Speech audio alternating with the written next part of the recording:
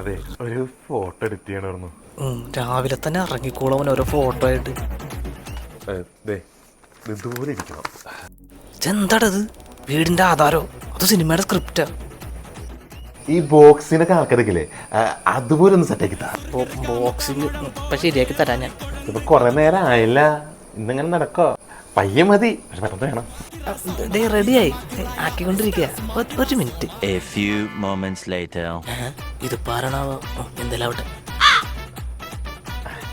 Thank you.